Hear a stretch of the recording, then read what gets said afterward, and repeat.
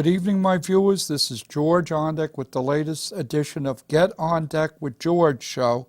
It's my monthly edition where I do my views of local topics and national topics in the news.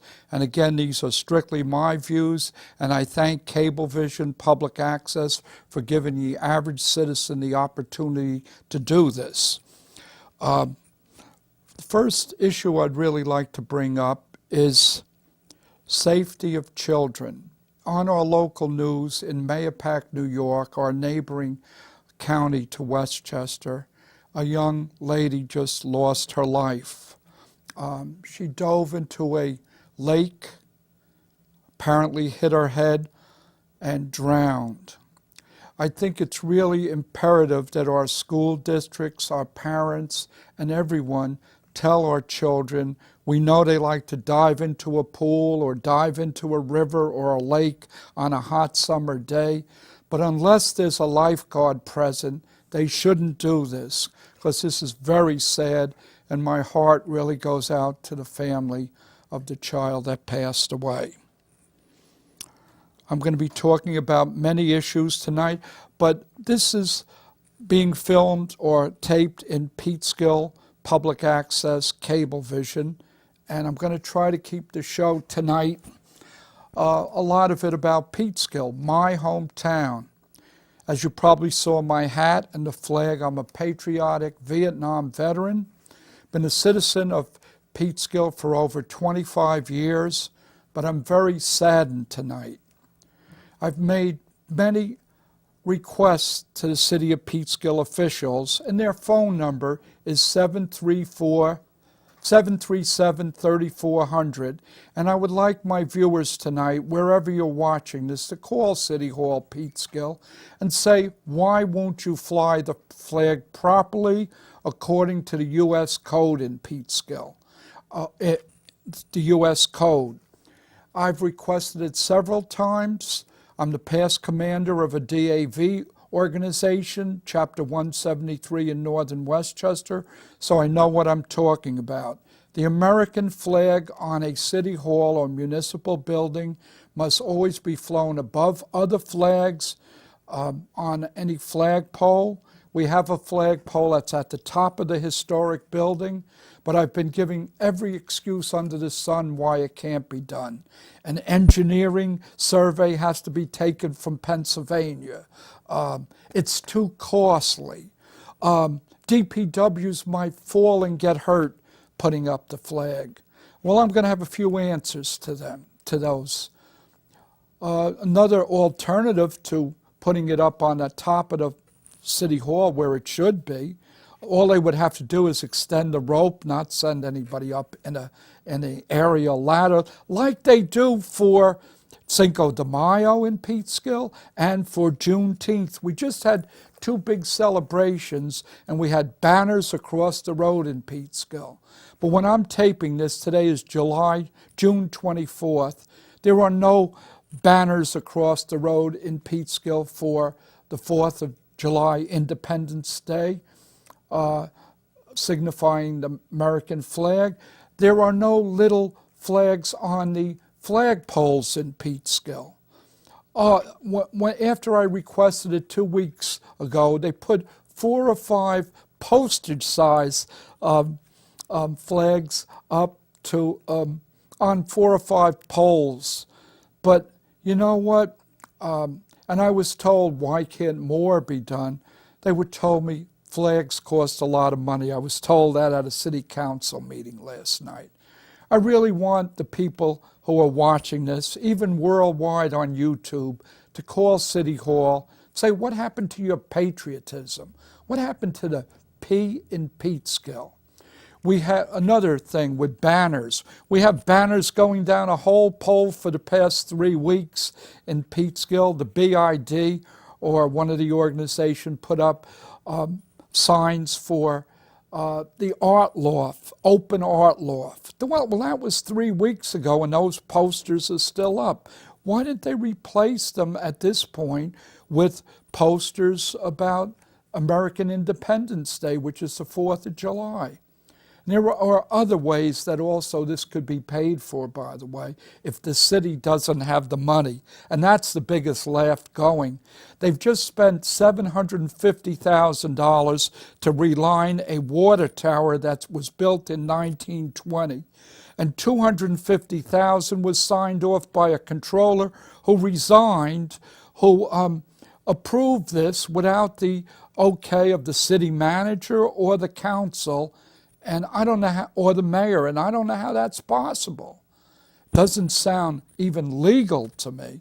And another puzzling thing that's happened recently, a question came up about the city manager's qualifications in Peekskill.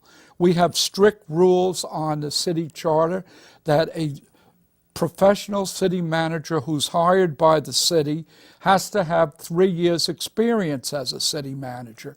That's why they're being paid $160,000 a year, and that's why they get 5-year contracts, that they live up to that contract. Our previous city manager was an interim for almost 2 years under the same mayor who appointed this city manager. He was only a high school graduate. I have a 4-year business degree. I was more qualified than the gentleman who just previously held a position. Now, I want to know why tonight that the city charter is not being upheld by the mayor, the council, and the judicial process. I understand that the mayor had asked the corporation council for a ruling on the city manager's position and the 3 years requirement, and lo and behold, I don't know if it was for that reason or not, but the corporation council, who was supposed to make a decision on this, resigned. Now, I'm wondering if the last recourse is the Corporation Council of Peekskill, or does it have to be turned over to the district attorney or the state attorney general? Something doesn't smell right there. Another subject, a more positive subject that came up at last night's council meeting is development in Peekskill. I understand that the city council is looking into changing some of the rules in the artist district and the downtown district to allow commercial buildings or residential buildings to be built. Well, Peekskill can use an infusion of people. We have a downtown area with fine restaurants, a fine Paramount where people could go to. But if you don't have a big amount of people to shop who are affluent, and from what I understand, a proposal was made for 150-unit middle-income housing or higher housing development to be built in the downtown area. And that would have infused a lot of professionals into Peekskill, a lot of business people, and a lot of people with money, and a lot of people, and a $50 million investment by a developer to build something really new and vibrant in Peekskill. We have our artists, and we will keep our artists here. They've added a lot to the city. And I suggest, too, tonight, that we shouldn't have our head in the sand. A few years ago, Home Depot had put a proposal in, not right down by the river, but up a little ways where there's vacant land, to put a major store in Peekskill. And I think that's a very positive thing. It would bring business into Peekskill. It would bring traffic into Peekskill off of Route 9, where people would be spending money and adding to our tax base because of sales taxes. And I think it would be a very plus thing for Peekskill. Couple other issues. Again, Peekskill, it's my hometown and I care about it, and that's why I'm having this news update tonight. We're building a $3.5 million boardwalk along the Hudson. But you know what the shame of it is? Right alongside Water Street and South Street, the roads very badly need to be paved. We're going to get 10 or 20,000 people coming to Peekskill for a fireworks display on the 4th of July, and eventually this boardwalk will be built, but the roads leading to it are a horrible mess. They're patched up roads that should be repaved. So maybe the mayor, the council, and the city manager can consider repaving that road, and also Dayton Lane in Peekskill, which is the major road leading to the Beach Shopping Center, which is the major shopping center that attracts people from Yorktown and Cortland. I'm just making this suggestion tonight as an average citizen to the mayor, the council, the DPW commissioner. Those two roads need to be paved because people travel to the shopping center and they come from all over to see the great artworks that are going to be put down by the river. I understand $300,000 grant was made by the state to put in 4 beautiful statues. But what will people think if they get flat tires and wheel alignments because they drove on Water Street and the roads are so terrible? Right next to Dane's Hardware, by the way, which is one of the finest businesses in Peekskill, which has been there for like 100, 150 years. We have very many positives about Peekskill. We have a beautiful waterfront. If you haven't been there, you should be there. You should go to Charles Point and observe the Bear Mountain Bridge. It's a scene like out of a villa in Italy where you're overlooking a beautiful bay and river, and people don't realize the beauty we have here. I saw a fellow from Scott Cameras taking pictures of weddings there with using the Bear Mountain Bridge as a backdrop. And we have the beautiful Canadian geese on the Hudson there. And by the way, I will implore the mayor and council to do something else. I've observed people down by the river with young children, allowing them to throw rocks and stones at the Canadian geese and just standing there oblivious that it's like it's nothing wrong. I would like our animal enforcement officer to enforce the law, and maybe we should put in a fine for people injuring our birds of the Hudson River. Again, this is just my opinion, but I will get on to other issues.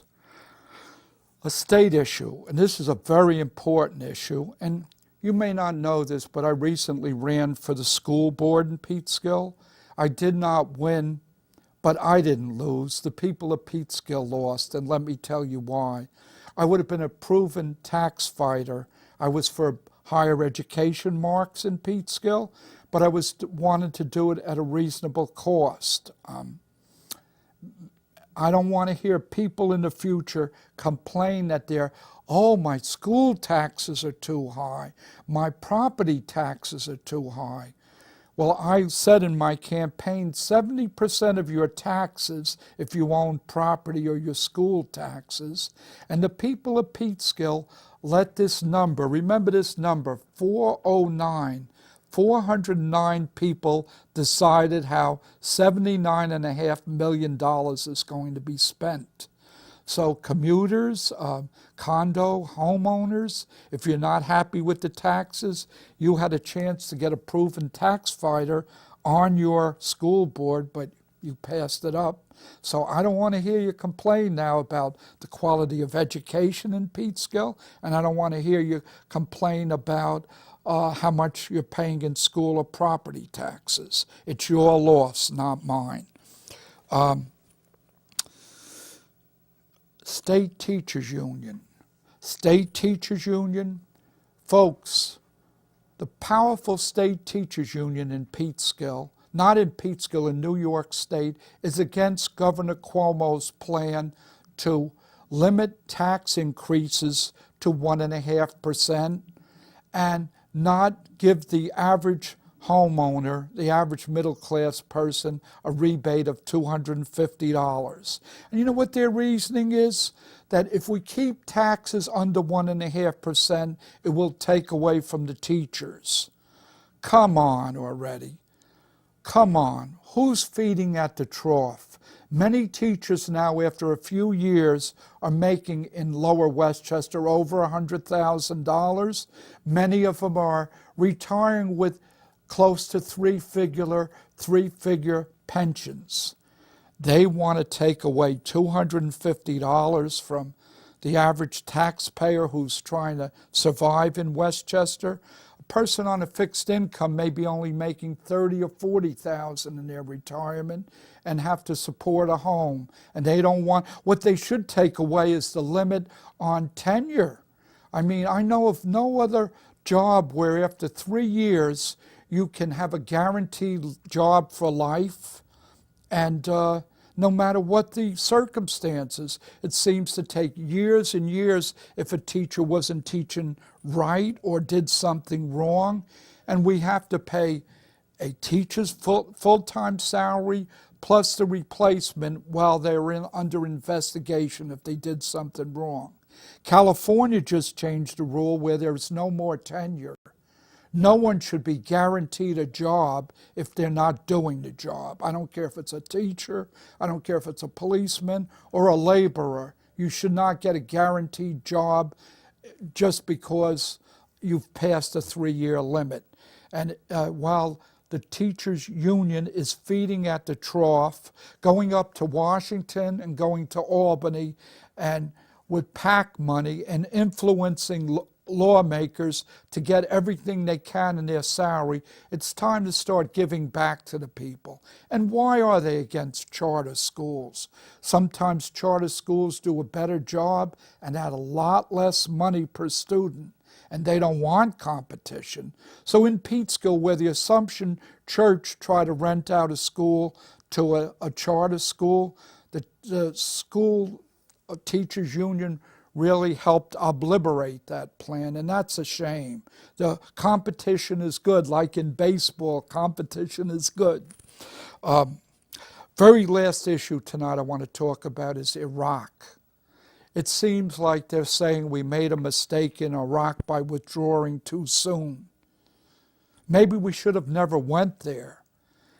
There was a thing about weapons of mass destruction. They were never found. We've been withdrawing. It cost us $1 trillion in 10 years, Iraq. And what have we gained there? Did we knock Al-Qaeda out? I think Al-Qaeda is all over the world on the internet. Enough American lives and enough American resources have been spent in Iraq. Enough bombing of innocent people that happened in Vietnam, and I was in Vietnam. America can't be involved in everything in the world, especially when the leaders of a country such as Iraq, Afghanistan, or Pakistan will accept our billions and trillions of dollars, but still be sympathetic to Al-Qaeda. Maybe it isn't our fight there in Afghanistan or Iraq, but that's just my opinion. We have people out of work in America. We have people wanting, and we can spend billions of dollars on the military-industrial complex, trillions of dollars on a war that we really haven't gained anything in. I think enough is enough. The president shouldn't be influenced by generals to go in there and keep fighting. It's a war between the ethnic groups that are in Afghanistan and Iraq. I've had a lot to say tonight. Again, I really urge my viewers, call Peekskill City Hall, ask for the city manager, ask him why that flag isn't up. Ask to speak to the mayor, Frank Catalina, and say, let's get those small flags on every telephone pole along Route 6, along Route 202, and the complete downtown area. And let's take down the Artist Loft signs that have been up for 3 weeks. Artist Loft was one weekend. Now it's time for America. Now it's time for this American flag to be honored. We honored Juneteenth, which is an African American heritage celebration, and I salute that. We honored Cinco de Mayo, which is a Spanish American. Let's get a pro-American, American flag issue properly done in Peekskill. Let's get the American Legion, who's been very silent on this. They collect money all year for quote-unquote veterans in need. I hear a lot of it goes to Washington for wounded warriors. Keep it in Pete's, keep some of it in Peekskill. Put those flags up on the flagpole, and let's have pride in Peekskill once again. After all, George Pataki was our governor, did a great job in promoting pride in Peekskill. George Washington marched through Peekskill in 1775, and from what I understand from John Curran, who was a past city historian, one of the first American flags was sewn in Peekskill. So shame on you, Peekskill. Shame on you fathers and mothers who lead our city. And there will be another election coming up next year. And if you can't do the right thing for the people of Peekskill, maybe it's time for a change. I don't know who's responsible, but when a veteran pleads with you to fly the American flag properly in Peekskill because you're not in compliance with the U.S. Code and it falls on deaf ears, that's sad.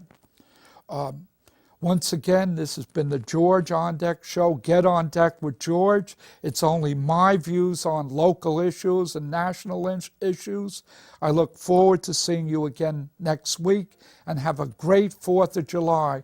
And remember, salute the flag. Without the guys who fought for this country, we would have nothing today.